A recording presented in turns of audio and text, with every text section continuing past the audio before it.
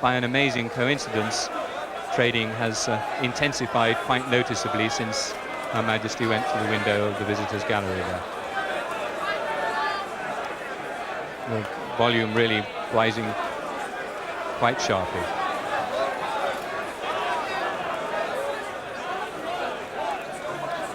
Queen, of course, always takes a very real and positive interest in any institution or organization that she visits. And we have no doubt here that she will be very interested to learn of the complexities, after all, of futures and options trading. Michael Jenkins talking with the Duke, saying to me just a few minutes ago that he was going to be fascinated to see what was of interest to the royal party.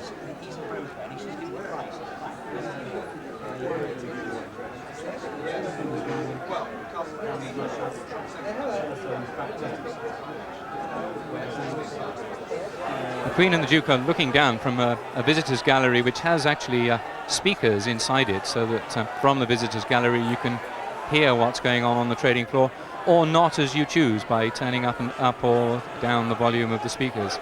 I'm sure that Her Majesty is aware of the buzz on the trading floor. Nonetheless, through the window of our commentary position here, it's coming through loud and clear without any shadow of a doubt. David Burton very proud both of the new home for the exchange and of the great progress that the exchange has made over the last 10 years.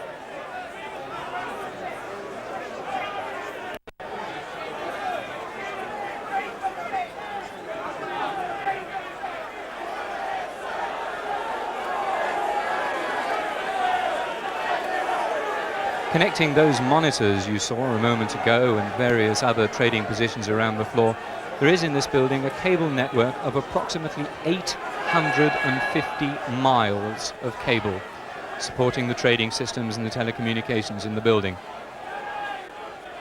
The Royal Party quite clearly fascinated by what they see before them.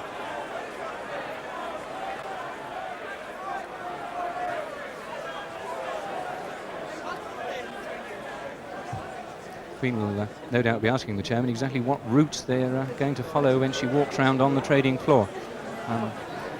A route, I can reveal, which has been very carefully mapped out to enable her to see as much as possible as what really goes on down here on the trading floor.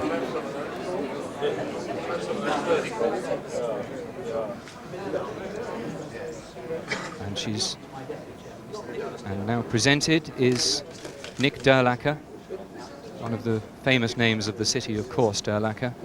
Nick joined Wed Durlacher Mordaunt, as it then was, in 1971, becoming a partner in 1972. Next to him, Nigel Ackerman, appointed in 1989 as a non-executive director of LIFFE.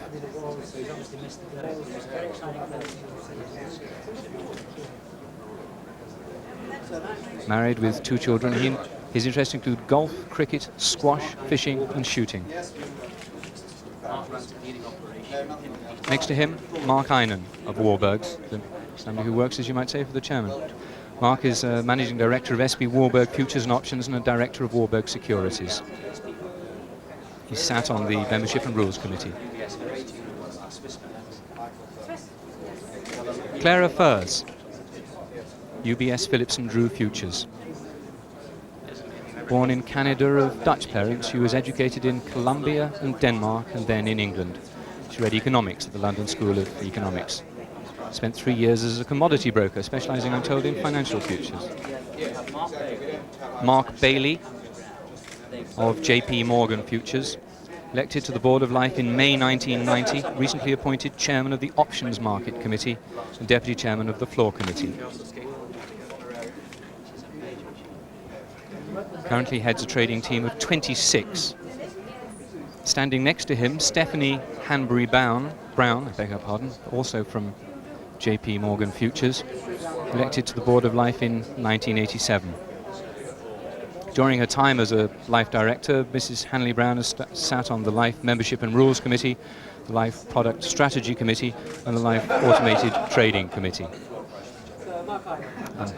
Laughter in the background there as the Duke of Edinburgh is meet some of the LIFFE board members following along behind the Queen's party. Nicholas Harrison, a board member of LIFFE, spent 2 years as a local on the Chicago Board of Trade before he was elected to the LIFFE board in 1991. You have to be tough to trade on the Chicago Board of Trade, and you have to be particularly tough to trade there as a local. I think being particularly tall also helps quite considerably in that very lively market. Nick was educated at Cannonbridge School and Merton College, Oxford. The Queen now presented to Christopher Henry, chairman of the floor committee. Chris, really, it can truly be said, one of the characters of the LIFFE market. Dennis Keegan, a board member, managing director of Solomon Brothers Inc. and co-head of European fixed income and equity businesses with primary responsibility for arbitrage trading. Dennis Keegan, also a member of the board of LIFFE. Also a member of Euroclear, incidentally. David Kite.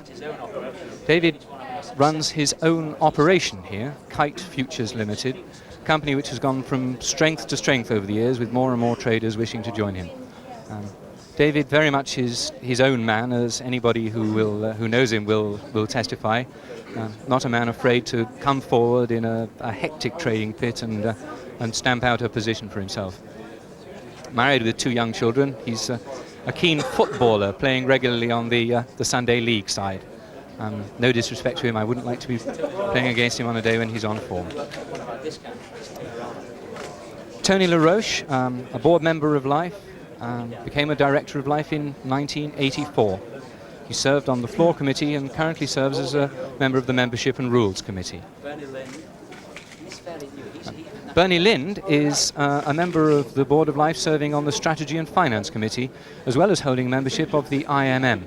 He has over 25 years experience in the financial markets, both in New York and London. Currently director of group treasury for NatWest Bank.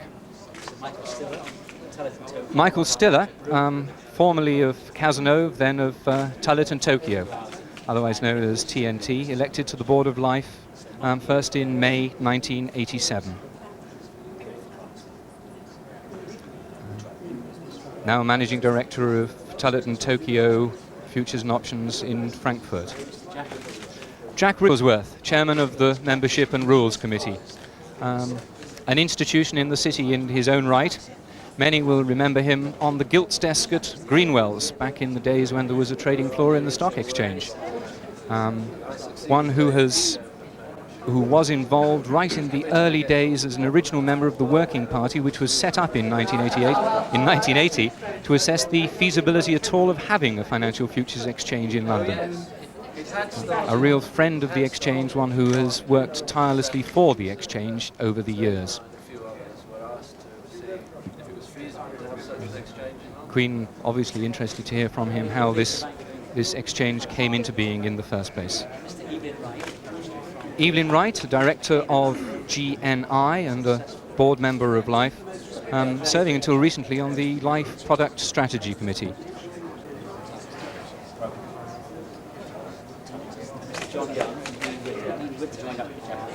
John Young, another board member of LIFFE, joined Dean Witter in 1986, became a director of the company in 1988. He sat on various committees, including the disciplinary panels, the options, APT and Eurodollars committees. Worked continuously from the floor since LIFFE started.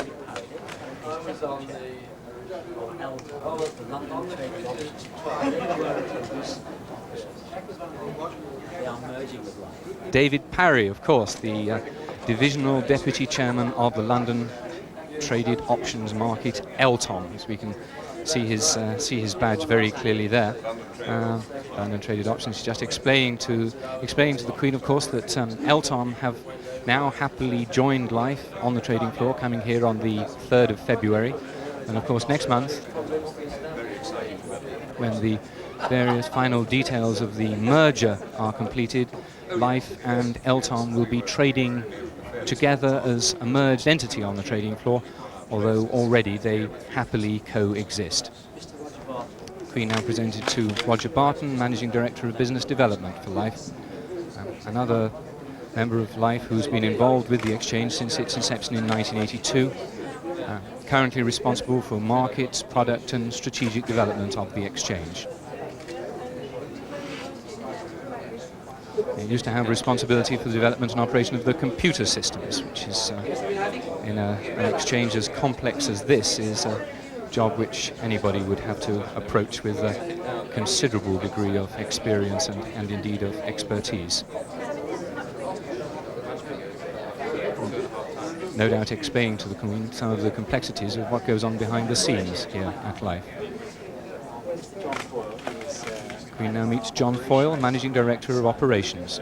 His responsibilities include trading operation, rules and regulations, the membership departments and the legal and taxation fields.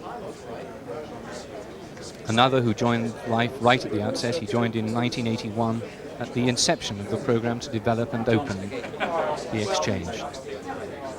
In those days, LIFFE was in the Royal Exchange, a place set aside for merchants to trade upon. How indeed merchants do trade upon their trading floor now here in Cannonbridge. Queen obviously showing a very lively interest in the workings of the exchange. Having seen the trading floor, I imagine she's keen to know what goes on behind the scenes, how exactly everything is made to run so smoothly, as indeed it does. Tricia Duncan, her official title is Government Liaison Manager for LIFFE. I'm sure she won't mind me saying that she is one of the people who has really worked tirelessly to ensure that everything in this visit goes as smoothly as it already has. Worked very closely with both the chairman and the chief executive to ensure that everything that they wish to happen does indeed happen. She's also a freeman of the City of London. Used to work before coming to LIFFE at Goldman Sachs on the international arbitrage desk, and before that at the stock exchange.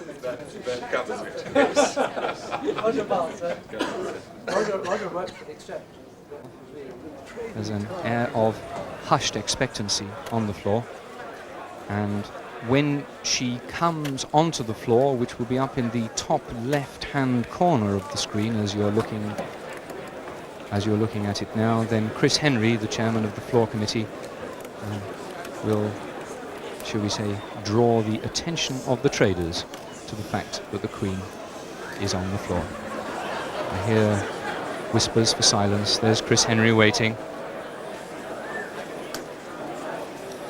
Queen just passing down now from level 2 to level 1. She'll walk in now through the entrance which the traders themselves used every day, the market entrance, as you might say. And on the left of your screen, she will see a specially commissioned statue called Open Outcry, executed in bronze by the sculptor Neil Lawson Baker. One of those very lifelike bronzes of the sort that we see more and more these days. I believe there's one in New York of a gentleman hailing a taxi, and every now and then in snow or something, a taxi driver will come over and stop for it. Nobody knows yet whether anybody's tried to trade with that particular bronze.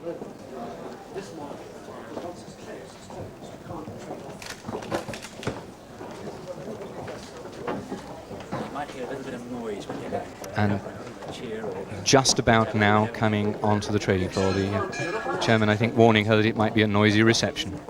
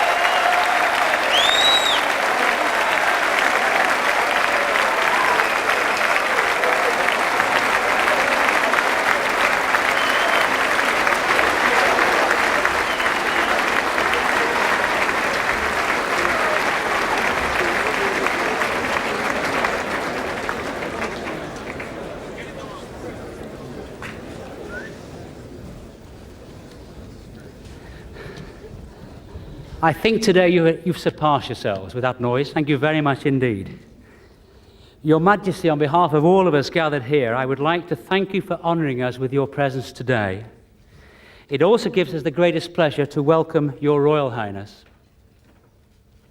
With your permission, I would like to say a few words to express the feelings of us all, because today we celebrate a special event, the bringing together of two of the city's major markets onto a new trading floor. Both markets are comparative newcomers to the City of London. The London Traded Options Market started trading in 1978 within the structure of the London Stock Exchange. LIFFE was set up as an independent exchange some 4 years later, drawing together through its membership participants from the various cash markets operating in the city, both domestic and from overseas. Over the past decade, the combined volume of transactions has grown dramatically, and today we boast a daily turnover of around £50 billion, with the broadest range of financial and equity-based products of any exchange in the world. Much of this success is due to our members, who are represented on the floor today by more than 1,500 qualified trading and operational staff. It is their contribution that has encouraged the market's dramatic growth and success. Together, LIFFE and the London Traded Options Market will, we hope, open a new and exciting chapter both for the combined market and for the City of London. Your Majesty, to mark the start of this new chapter, it would give us the greatest honour if you would inaugurate the new market, which is to be known as the London International Financial Futures and Options Exchange, by unveiling the commemorative plaque.